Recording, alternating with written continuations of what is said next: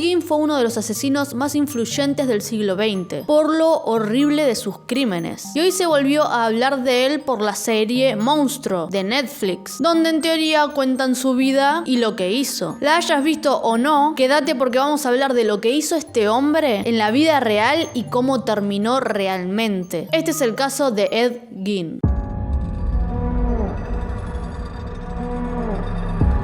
Edward Theodore Gein, más conocido como Ed Gein, nació en el condado de La Crosse, en Wisconsin, el 27 de agosto de 1906. Sus padres eran George Gein y Augusta Lerk, y tenía un hermano mayor llamado Henry. Empecemos hablando de sus padres, porque parece que ellos tienen mucho que ver con la personalidad que desarrolló Ed. Sus padres, Augusta y George, se conocieron cuando tenían 20 años de edad, y se casaron, pero su matrimonio era muy turbulento, ya que George era alcohólico. Y por esto se ponía muy violento con Augusta y con sus hijos. Aunque también se cuenta que Augusta era una persona muy agresiva con su marido. No era una persona sumisa, digamos. Ellos dos se odiaban, pero Augusta negaba en divorciarse por sus creencias religiosas. Augusta era una persona muy religiosa, como dije, que predicaba con frecuencia a sus hijos sobre la inmoralidad innata del mundo, los males de la bebida y su creencia de que todas las mujeres son promiscuas por naturaleza e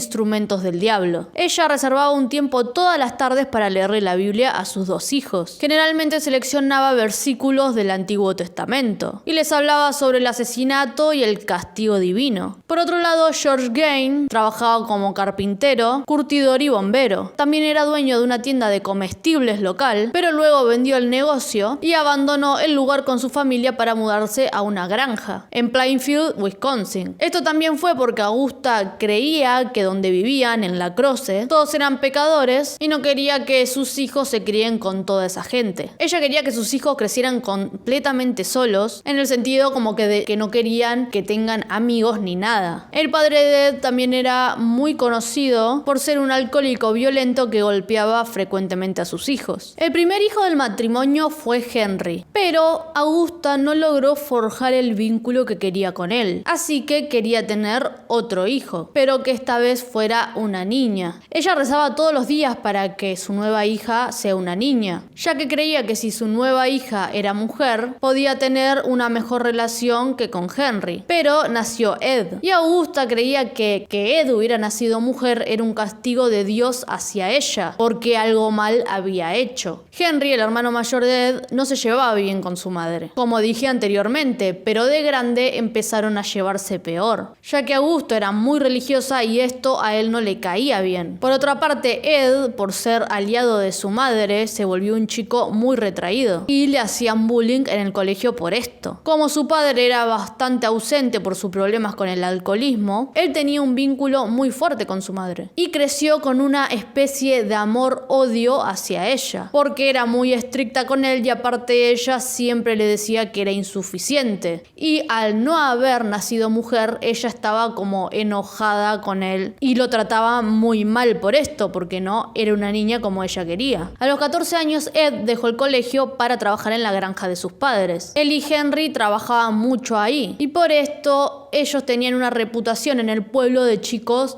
muy educados y trabajadores. Cuando Ed tenía 34 años, su padre murió a los 66 años por complicaciones que sufrió por su alcoholismo. Para ese entonces, tanto Ed como Henry seguían viviendo con su madre. No tenían contacto aparte con nadie, ninguno de los dos había nunca tenido novia o habían estado con una mujer debido a su aislamiento y porque su madre no se los permitía. Hasta que Henry conoció a una madre soltera con la que empezó a salir y se enamoró. En ese momento, cerca de sus 40 años, se dio cuenta de lo que se había perdido todo ese tiempo, que tener novia o ser más social no era como su madre se lo pintaba. Por esto, Henry le empezó a agarrar odio a su madre, porque le había hecho desperdiciar su vida y Henry quería hacerle entender a Ed que su madre estaba mal y le pedía que salga a vivir su vida, que no se quede con su madre, que no le haga caso. Pero a Ed este comportamiento de Henry no le gustaba. Él quería seguir teniendo la aprobación de su madre y creía que ella estaba en lo correcto por protegerlo del mundo exterior, de las malas mujeres, etc. Hasta que en un momento una primer tragedia llegaría a la vida de los Gain. El 16 de mayo de 1944, Ed estaba quemando vegetación de su granja hasta que el fuego se descontroló y empezó a provocar un incendio, así que por esto Ed fue a buscar ayuda a la policía. Y cuando estos llegaron, Ed los llevó directo hasta donde estaba el cuerpo sin vida de Henry. Él había muerto a sus 43 años. Según Ed, el fuego se descontroló y dejó de ver a Henry, que estaba con él, y lo buscaba y no lo encontraba por ningún lado. Así que al parecer el fuego accidentalmente había matado a su hermano. Pero cuando miraron el cuerpo, al parecer Henry llevaba tiempo muerto y no había sufrido quemaduras. Hasta que una investigación posterior notó que el cuerpo estaba boca abajo, presentaba golpes en la cabeza y signos de haber sido arrastrado. Sin embargo, el médico forense dictaminó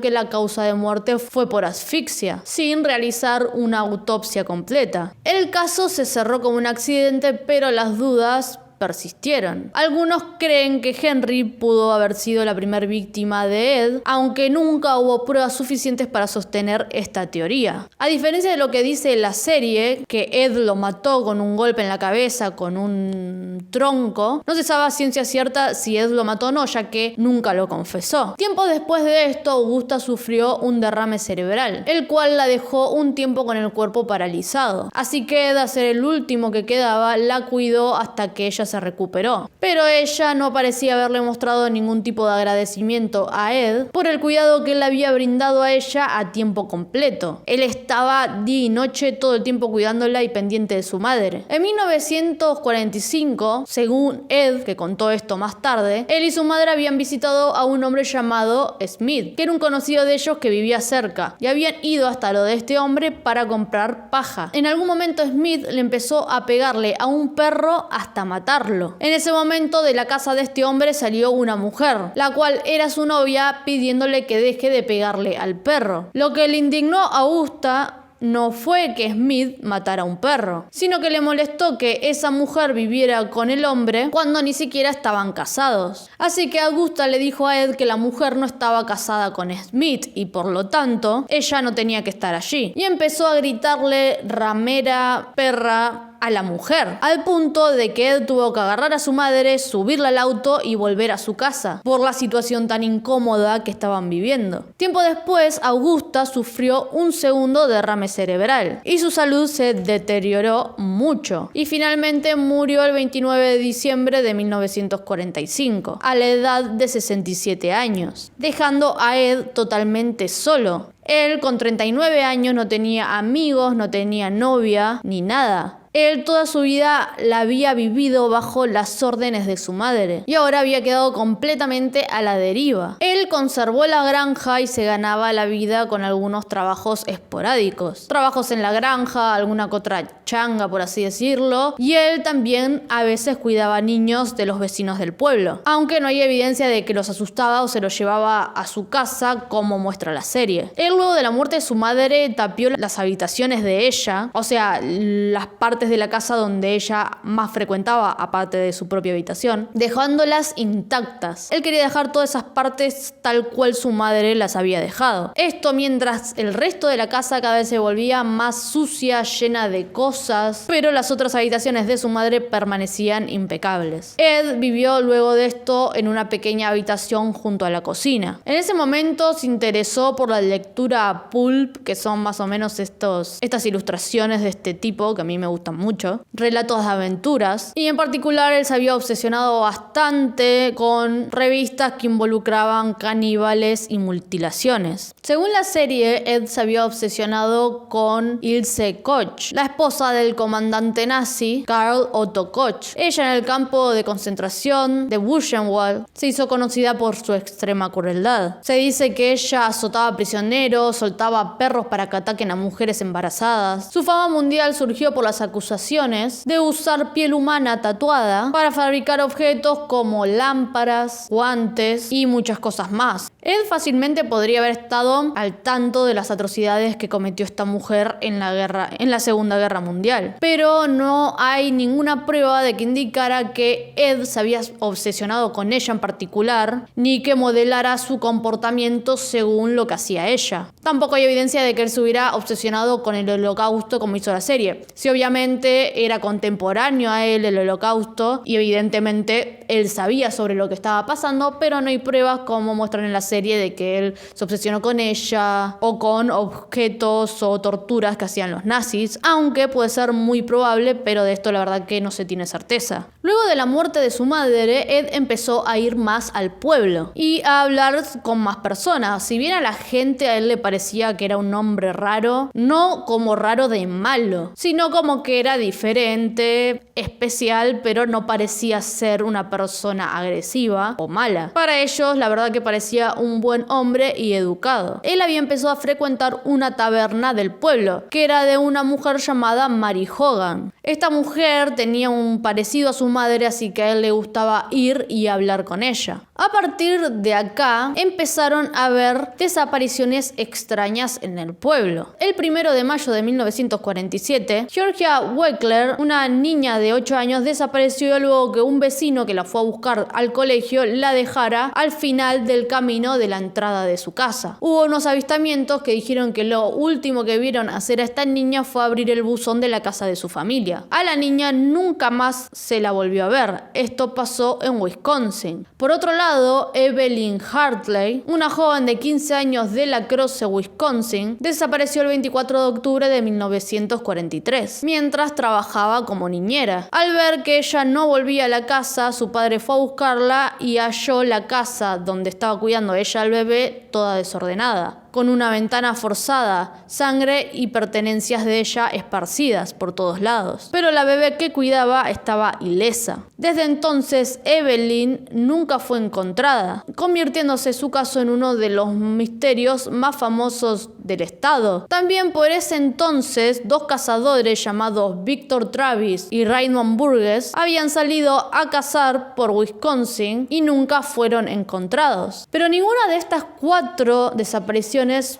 pudo confirmarse si Ed fue el culpable. Según la serie, él mata a la niñera torturándola y también mata a los 2 cazadores con una motosierra. Pero la verdad es que oficialmente no se le atribuyeron estas desapariciones a Ed, ya que no se encontraron pruebas de que él haya sido el culpable como dice la serie. Pero ahora sí vayamos a los hechos de este caso. El 8 de diciembre de 1954, Mary Hogan, la mujer de 51 años de la taberna, también desapareció. Ese día un granjero local entró a la taberna para comprar y al instante se dio cuenta que algo no iba bien. Se encontró dinero y casquillos de balas en el suelo y sangre por todos lados. El hombre llamó inmediatamente a la policía y ellos empezaron a investigar. Pero la verdad es que no se encontraron pruebas de nada y ella permaneció desaparecida por unos años. Esta desaparición impactó bastante al pueblo porque ella era muy conocida y querida en el barrio. Era como su taberna, era la taberna donde iban todos de Plainfield. Se cuenta que un día luego de la desaparición de esta mujer, unos vecinos con Ed estaban sentados en la taberna y alguien preguntó ¿dónde estará Mary? A lo que Ed respondió, está en mi casa. A lo que todos empezaron a reír, ya que lo creían inofensivo. Él era el raro del pueblo que no mataría ni una mosca. En noviembre de 1957 era temporada de caza de ciervos, así que todos los hombres del pueblo de Plainfield estaban cazando en el bosque y solo volvían a su casa para comer o dormir. A Ed no le gustaba esto de cazar, así que era uno de los únicos hombres que se había quedado en el pueblo. El 16 de noviembre muchos cazadores fueron a la ferretería y local de armas que había en el pueblo. Esta tienda era de una mujer llamada Bernice Warden, pero al llegar los cazadores notaron que la mujer no estaba y la tienda estaba cerrada. A muchos esto le pareció extraño porque no la habían visto en todo ese día. El hijo de Bernice ese día a las 5 de la tarde llegó a su casa y vio que su madre todavía no había llegado, así que fue a la la tienda para ver si ella estaba allí. Llevó las llaves y cuando abrió la ferretería se encontró que el lugar estaba desordenado y también había sangre en el suelo. Así que de inmediatamente llamó a la policía. En ese momento él empezó a mirar los últimos recibos de la tienda y notó que el último recibo era una compra de un anticongelante a nombre de Ed Gein. Esa era la última venta que Bernice había hecho. No se sospechó de Ed con el regalo como muestra la serie. Así que con este hallazgo la policía fue a la casa de Ed. Él no estaba en su casa, así que algunos de los policías se quedaron en la puerta a esperarlo a que vuelva y otros fueron a buscarlo al pueblo. Los policías que se quedaron en la casa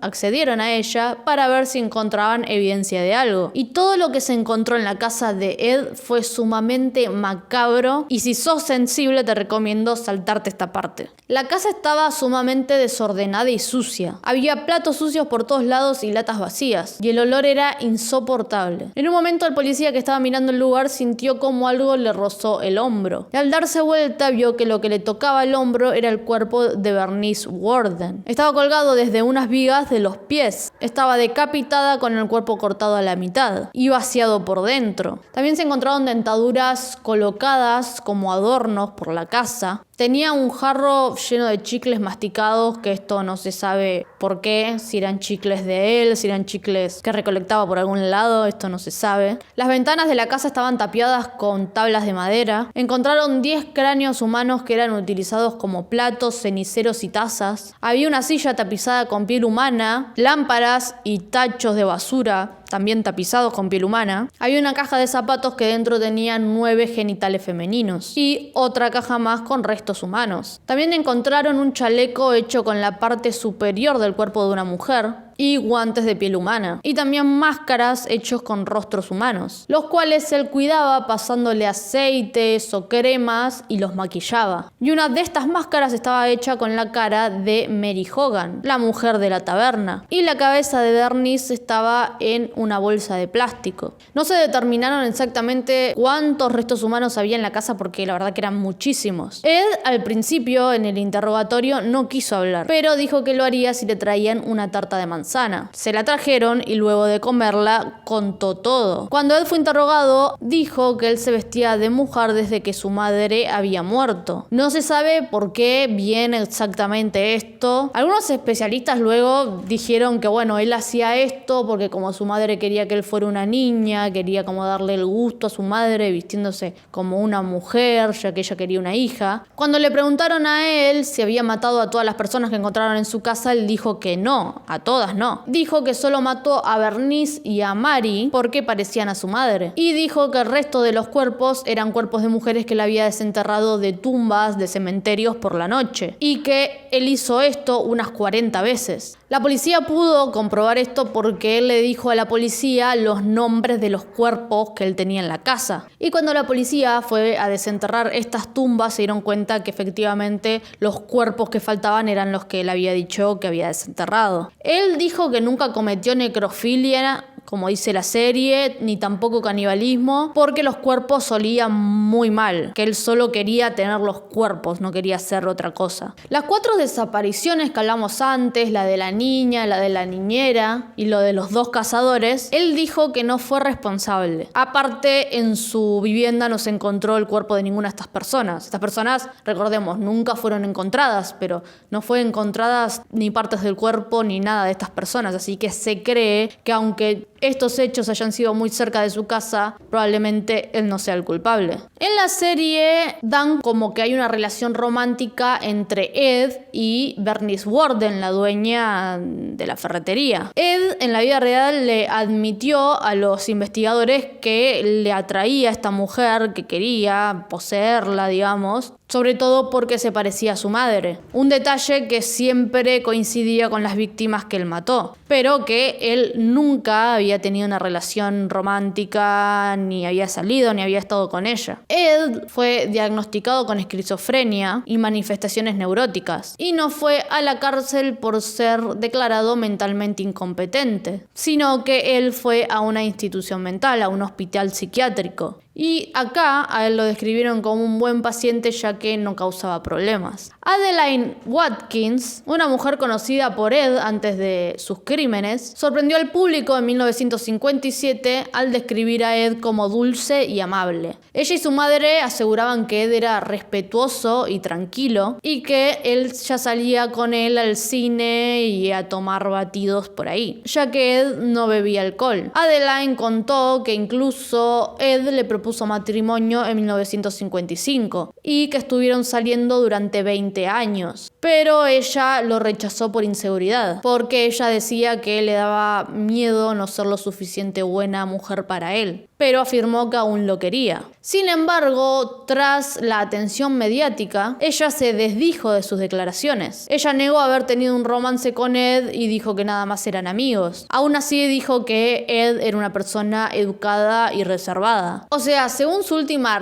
declaración, ella no estuvo de pareja con él no le propuso matrimonio, aunque no se puede saber con certeza si esta última declaración es verdad o no, porque no se sabe cuál de las dos versiones es real, la primera que dijo o la segunda. Lo que sí, no se encontró evidencia sobre que ella lo introdujo a las lecturas de Ilse Koch o de los nazis, ni que tuviera conocimiento de los crímenes y mucho menos que le haya tomado fotos como muestran en la serie. Tampoco hay pruebas de que ella se fue a Nueva York a una entrevista de trabajo y le haya mostrado esas fotos a alguien. Esto la verdad que nunca se comprobó. Mientras Ed estaba en el hospital psiquiátrico, su casa y su auto y algunas pertenencias iban a ser subastadas. Pero misteriosamente su casa se prendió fuego antes de ser subastada. La gente del pueblo, la realidad es que estaba contenta porque la casa se hubiera destruido en este incendio, porque era como cerrar un capítulo turbio de la ciudad y no traería turismo morboso que quisiera hacer tours por la casa del asesino. La casa no fue una atracción turística como muestran en la serie. El coche no se incendió y fue comprado por el dueño de un circo, el cual usó el auto para usarlo como atracción en su circo. Y mucha gente que conocía el caso de Ed iba a visitar este auto. Finalmente, el 26 de julio de 1984, a los 77 años, Ed Gein murió por una insuficiencia respiratoria por cáncer de pulmón. Se cree que él mató a esas dos mujeres porque era el tipo de mujer que su madre odiaba. Y aunque su madre estaba muerta, él siguió obedeciéndola y siendo influenciado por ella. También se cree que en su casa él se vestía de mujer con las pieles de estos cadáveres e imitaba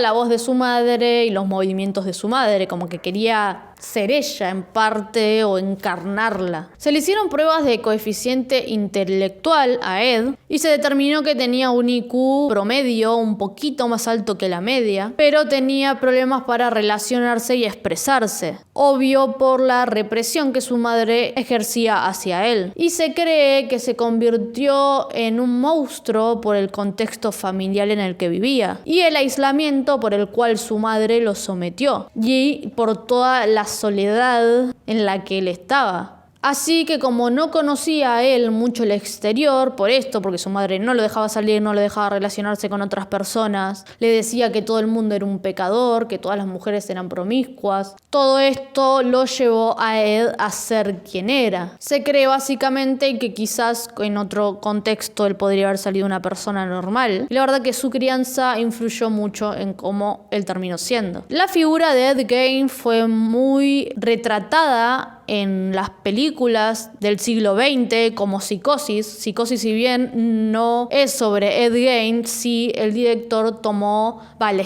tomó muchas partes del aislamiento en que vivía Ed, en la obsesión hacia su madre que tenía Ed, lo convirtió en el personaje de Norman Bates. La película Masacre en Texas tomó el aspecto de cómo Ed vivía entre huesos y entre cuerpos humanos y la máscara de piel humana que tenía el asesino asesino de la película. Aunque, como dije antes, la parte en la que él usaba una motosierra para matar a sus víctimas, eso es falso. Nunca se encontró una motosierra en su casa. En esta serie se sugiere que varios asesinos seriales, incluido Ted Bundy, se inspiraron en Ed Gein y que Ted Bundy fue capturado gracias a la ayuda de Ed. Sin embargo, esto es una ficción, no hay pruebas de que estos asesinos que muestra la serie se hayan inspirado en Ed y tampoco él ayudó a atrapar a Ted Bundy, eso es falso. Pero bueno, ¿qué te pareció este caso? Si tenés más información sobre qué es real o no en la serie o sobre el caso de Ed Gein, te invito a comentarlo y decirme qué pensás. Así que dale like, me gusta, compartí para ayudarme a seguir creciendo el canal y nos vemos en el próximo video. Chau.